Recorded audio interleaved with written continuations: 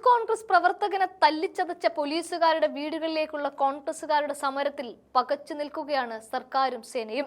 സമീപകാല ചരിത്രത്തിലൊന്നും സംസ്ഥാനത്തെ രാഷ്ട്രീയ പാർട്ടികൾ മർദ്ദക പോലീസുകാരുടെ വീടുകളിലേക്ക് പ്രതിഷേധം നടത്തുന്ന പതിവുകൾ ഉണ്ടായിട്ടേയില്ല.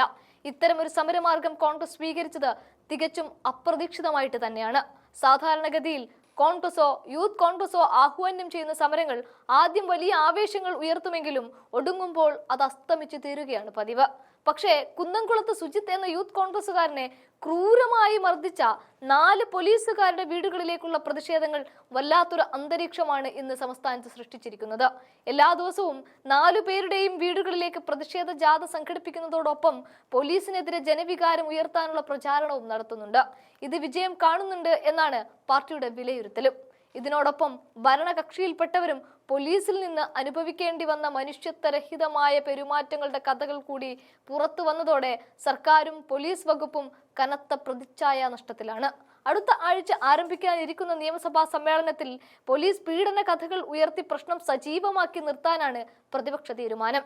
മങ്കൂട്ടം വിഷയത്തിൽ കോൺഗ്രസിനെ ഇല്ലാതാക്കിക്കൊണ്ട് സഭയിൽ ഇളകി മറിയാമെന്നാണ് പിണറായിയും കൂട്ടരും കരുതിയിരുന്നത്. എന്നാൽ അതെല്ലാം ഒറ്റയടിക്കില്ലാതെയാവുന്ന കാഴ്ചയാണ് കാണുന്നത്.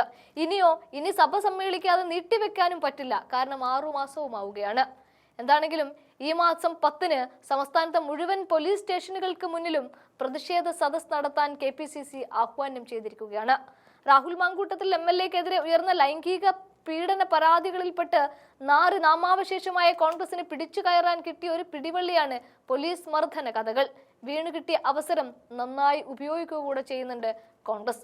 യൂത്ത് കോൺഗ്രസ് നേതാവ് സുജിത്തിനെ മർദ്ദിച്ച പോലീസുകാരെ കാക്കി ധരിച്ച് വീടിന് പുറത്തിറങ്ങാൻ സമ്മതിക്കില്ല എന്ന പ്രതിപക്ഷ നേതാവ് VD സതീശന്റെ പ്രസ്താവന കോൺഗ്രസ് പ്രവർത്തകർക്കിടയിൽ ആവേശം സൃഷ്ടിച്ചു എന്നാണ് UDF-ഉം വിലയിരുത്തുന്നത്. തിരുവോണ ദിവസം പോലും പോലീസുകാരുടെ വീടുകളിലേക്ക് ജാഥ നടത്തിയത് ഇതിന് തെളിവുമാണ്. ഭരണകാലാവധി കഴിയാൻ ഇനി ഏതാനും മാസങ്ങൾ മാത്രം ബാക്കി നിൽക്കെ സുനാമി പോലെയാണ് ഇടിയൻ പോലീസിന്റെ ദുഷ്ടത്തരങ്ങളുടെ സാക്ഷ്യങ്ങൾ ഓരോന്നായി പുറത്തു വരുന്നത്. കുന്നംകുളത്തെയും പീച്ചിയിലെയും പോലീസ് അതിക്രമത്തിന്റെ ദൃശ്യങ്ങൾ പുറത്തു വന്നതിലൂടെ സർക്കാർ വിരുദ്ധ മനോഭാവം വലിയ തോതിൽ അലയടിക്കുന്നതായിട്ടാണ് CPM-ന്റെ വിലയിരുത്തൽ. മുറിവിൽ മുളക് തേക്കുന്നത് പോലെയാണ് CPM പ്രവർത്തകർക്കേറ്റ മർദ്ദന കഥകളും. ക്രിമിനൽ സ്വഭാവമുള്ള പോലീസുകാരെ സ്റ്റേഷൻ ഡ്യൂട്ടി അടക്കമുള്ള ക്രമസമാധാന ചുമതലകളിൽ നിന്നും മാറ്റി നിർത്തണമെന്ന് ഉന്നത പോലീസ് ഉദ്യോഗസ്ഥരുടെ യോഗത്തിൽ മുഖ്യമന്ത്രി പിണറായി വിജയൻ നിരന്തരം ആവശ്യപ്പെട്ടിട്ടുണ്ട്. എങ്കിലും അതും അട്ടിമറിക്കപ്പെടുന്ന കാഴ്ചയാണ് കാണാൻ സാധിക്കുന്നത്. മുഖ്യമന്ത്രിയും സർക്കാരും ഇത്രയേറെ പഴി കേൾക്കുമ്പോഴും ഘടകകക്ഷികളിൽ നിന്നോ പാർട്ടിയുടെ വർഗ ബഹുജന സംഘടനകളിൽ നിന്നോ പിന്തുണയുമായി ആരും രംഗത്ത് വരാൻ തയ്യാറുമായിട്ടില്ല. പാർട്ടിയുടെ ആസ്ഥാന ന്യായീകരണ തൊഴിലാളികളും മുഖ്യമന്ത്രിയുടെ ഭക്തജന സംഘങ്ങളും നിശബ്ദരായി മാറേണ്ട ഗതികേടിലുമാണ്. പൊതുവികാരം സർക്കാരിനും പോലീസിനും എതിരാണെന്ന തിരിച്ചറിവിലാണ് ഈ മൗനം. ഇന്നിപ്പോൾ KSU-വും പടപ്പുറപ്പാടിനിറങ്ങിയിരിക്കുകയാണ്. അർദ്ധരാത്രിയിൽ പോലീസ് തങ്ങളുടെ നേതാവിന്റെ വീട്ടിൽ കയറി ഭീഷണിപ്പെടുത്തി എന്ന കാരണം അവർ നല്ലതുപോലെ മുതലെടുക്കുന്നുണ്ട്. ബൂട്ടിട്ട് നീക്കി ഇല്ലാതാക്കാനുള്ള പോലീസ് ഏമാന്മാരുടെ ലാത്തിയും ബാരിക്കേഡും ജലപീരങ്കിയും ഒക്കെ കാട്ടി പാതിരാത്രി കൊണ്ടാണ് KSU തങ്ങളുടെ പ്രതിഷേധവുമായി മുന്നോട്ടു പോകുന്നത്.